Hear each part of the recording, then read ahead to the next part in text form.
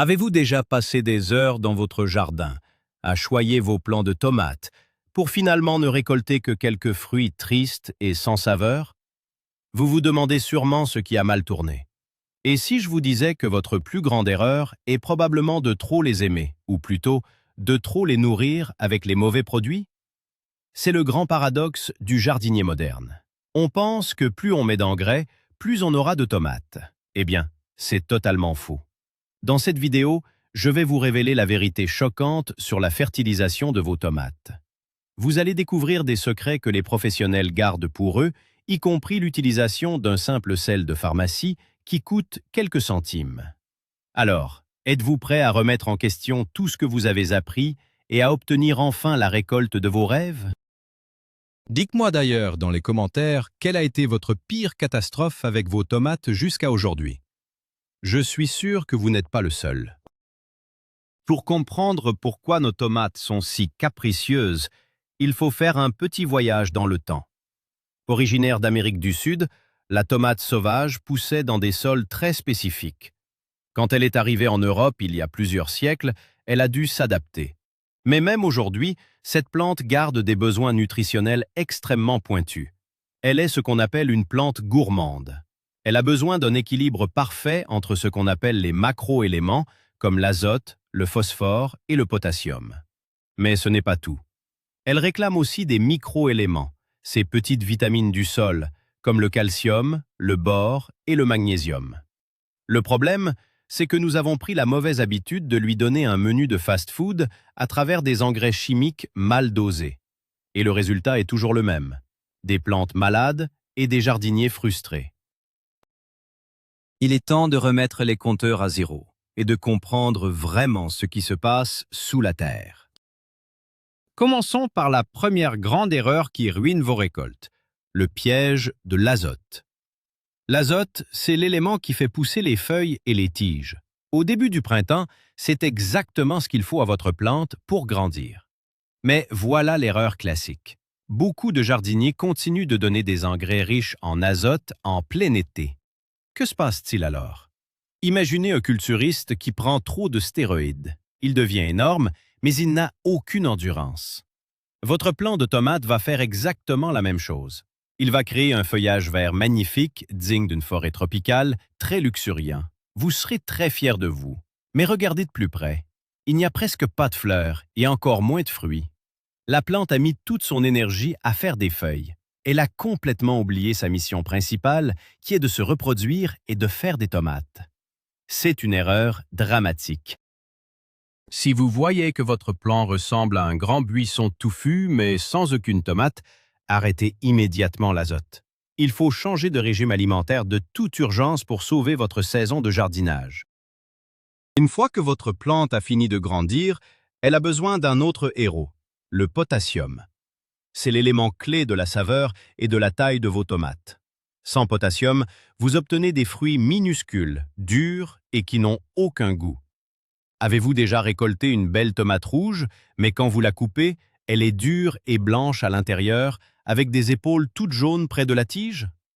C'est le signe classique d'une plante qui crie famine et qui manque de potassium. Pensez au potassium comme à l'artisan boulanger qui donne du goût à son pain. Sans lui, la pâte ne lève pas et n'a pas de saveur. Pour apporter du potassium naturellement, beaucoup utilisent de la cendre de bois ou des purins de plantes comme la consoude. Mais attention à la quantité. Il faut l'introduire doucement dès que les premières petites fleurs jaunes apparaissent sur vos tiges. C'est à ce moment précis que la plante change son métabolisme. Elle passe du mode croissance au mode production.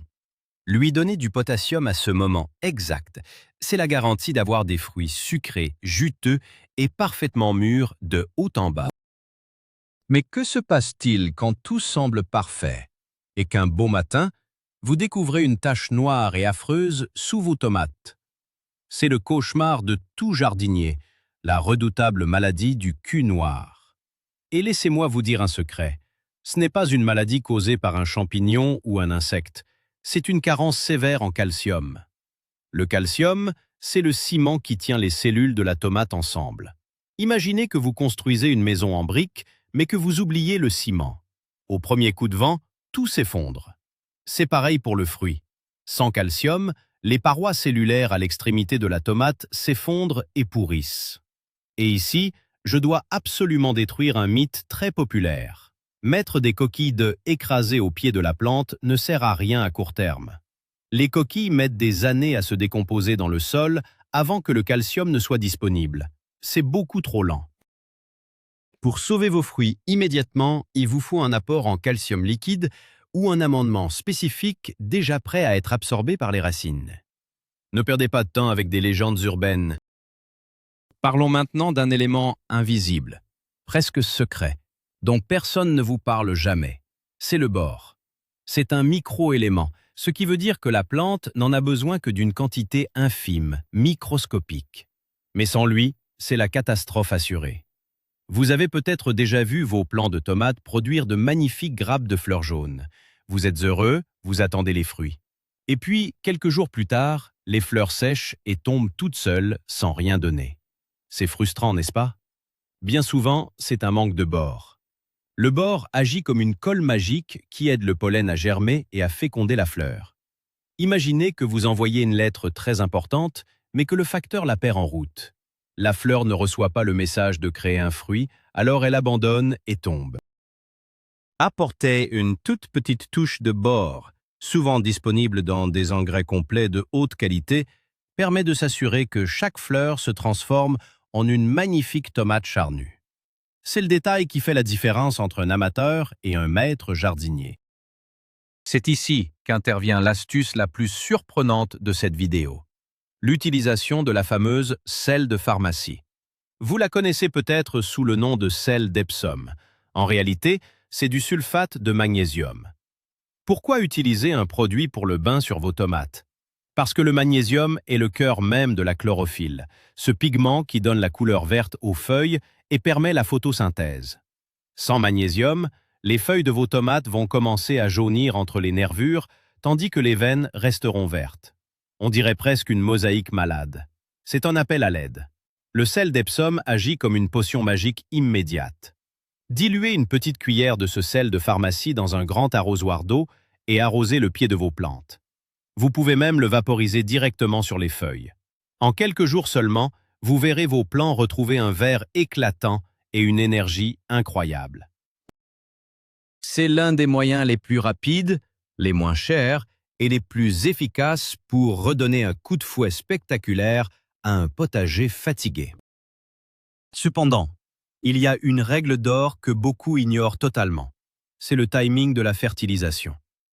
Donner le meilleur engrais du monde au mauvais moment, c'est comme boire un double café express juste avant d'aller dormir.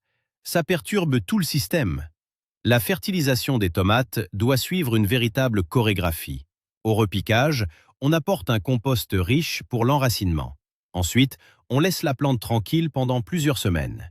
C'est une erreur de la gaver d'engrais liquide dès le premier jour. Elle doit chercher sa nourriture en profondeur pour créer des racines solides. Ce n'est que lorsque les premières tomates ont la taille d'une petite bille qu'on recommence à fertiliser, cette fois avec notre fameux potassium. Si vous nourrissez vos plantes en continu, sans respecter leur cycle naturel de croissance, elles deviennent paresseuses. Leurs racines restent en surface.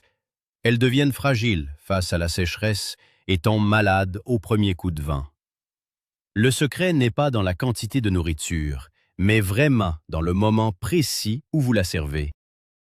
Abordons un sujet très délicat, la brûlure des racines. C'est le résultat direct de l'obsession du toujours plus. Quand on achète un engrais liquide dans le commerce, chimique ou même organique, on est souvent tenté d'en mettre un peu plus que la dose recommandée. On se dit qu'un petit bouchon en plus fera de plus grosses tomates. C'est une erreur fatale. Les engrais concentrés sont des sels minéraux puissants. S'il y a trop de sel dans le sol, l'eau fait le chemin inverse. Au lieu d'entrer dans la racine, elle en sort. La plante se déshydrate et brûle de l'intérieur, même si la terre est mouillée. C'est exactement comme si vous essayiez de boire de l'eau de mer pour étancher votre soif. Les bords des feuilles de vos tomates vont brunir, devenir croustillants et s'enrouler sur eux-mêmes. Si vous remarquez cela après avoir mis de l'engrais, vous avez commis une overdose. La seule solution de secours est de rincer le sol avec des litres et des litres d'eau claire pour évacuer le surplus. Alors, respectez toujours, absolument toujours, les dosages inscrits sur les emballages. Mais attendez, tout ce que nous venons d'apprendre sur l'azote, le potassium, le calcium et le bore ne sert strictement à rien si vous ignorez l'ennemi invisible de votre potager. Cet ennemi, c'est le pH de votre sol. Le pH, c'est le niveau d'acidité de la terre. Les tomates aiment un sol légèrement acide, avec un pH situé entre 6 et 7. Si votre terre est trop calcaire, donc trop basique, ou au contraire trop acide, un phénomène terrible se produit. Les éléments nutritifs se bloquent chimiquement dans le sol. Ils sont là, juste sous les racines, mais la plante est incapable de les absorber. Imaginez que vous êtes devant un coffre-fort rempli de nourriture délicieuse, mais que vous avez perdu la clé. Votre plante meurt de faim alors qu'elle est assise sur une mine d'or. C'est pourquoi, avant même de penser à acheter des dizaines d'engrais différents, faites un petit test de pH de votre sol. Cela coûte très peu cher en jardinerie. Si votre sol est bloqué, aucun engrais, même le plus cher du monde, ne viendra sauver vos récoltes. Réglez le problème du sol en premier. Il y a une autre pratique qui divise souvent les jardiniers, c'est l'engrais foliaire. L'idée est de pulvériser un engrais liquide directement sur les feuilles de la tomate, en pensant que la plante va manger par la peau. Beaucoup de publicités vous vendent cela comme le miracle absolu, mais il faut être très prudent. Oui, les feuilles peuvent absorber une infime partie des nutriments, surtout en cas de carence grave, comme nous l'avons vu avec le sel d'Epsom. C'est comme mettre une perfusion à un malade aux urgences, ça agit vite, mais cela ne remplace jamais un bon repas. La tomate est conçue pour se nourrir par ses racines. De plus, pulvériser des liquides sur les feuilles de tomate est extrêmement risqué. L'humidité sur le feuillage est la porte d'entrée numéro 1 pour le mildiou, ce champignon dévastateur qui peut détruire toute votre plantation en seulement 48 heures. Donc, gardez l'engrais foliaire uniquement pour les cas d'extrême urgence, pour corriger un manque très précis. Le reste du temps, nourrissez la terre, et la terre nourrira vos tomates. Pour finir, comment créer la recette ultime pour vos tomates sans faire d'erreur? C'est très simple. Il faut imiter la nature. La nature ne donne pas de coups de fouet chimiques. Elle nourrit lentement. La meilleure méthode consiste à préparer votre terre à l'automne ou tôt au printemps avec du vrai compost bien décomposé et un peu de fumier. Cela crée une base solide, riche en vie microbienne. Ensuite, au moment de planter, ajoutez une poignée d'engrais organiques à libération lente qui contient de l'azote, du phosphore et du potassium de manière équilibrée. Et après, observez. C'est votre meilleur outil. Regardez la couleur des feuilles, la forme des fleurs, le rythme de croissance. Si tout va bien, n'ajoutez rien du tout. Si les fleurs apparaissent, donnez ce fameux petit coup de pouce en potassium et veillez à l'arrosage régulier pour éviter les problèmes de calcium. Vous devenez alors un chef d'orchestre. Vous n'imposez pas la musique, vous accompagnez la plante pour qu'elle donne le meilleur d'elle-même. Et c'est là que réside le véritable secret des récoltes géantes. Nous voici arrivés au moment de vérité. Ce que vous venez de découvrir bouleverse totalement la façon traditionnelle de jardiner. Le grand rebondissement de cette histoire, c'est que la plupart des problèmes que nous rencontrons avec nos tomates sont en fait créés par nous-mêmes, avec nos propres mains, en voulant trop en faire.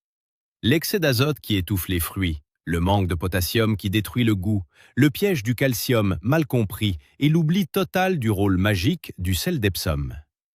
Comprendre ces mécanismes ne fera pas seulement de vous un meilleur jardinier, cela vous fera économiser de l'argent et surtout, cela vous apportera la fierté de récolter des tomates saines, énormes et délicieuses. En résumé, nourrissez la terre intelligemment, respectez le rythme de la plante et n'oubliez jamais que l'observation est votre meilleur engrais. Merci d'avoir regardé cette vidéo jusqu'au bout. Si ces conseils vous ont ouvert les yeux, n'oubliez pas de vous abonner à la chaîne pour ne rien manquer et de laisser un gros pouce bleu, cela aide énormément. Et maintenant, j'ai une question très importante pour vous. Parmi toutes les erreurs que nous avons listées aujourd'hui, Laquelle avez-vous commise sans savoir cette année? Dites-moi tout dans les commentaires. On va en discuter ensemble et trouver des solutions pour votre potager.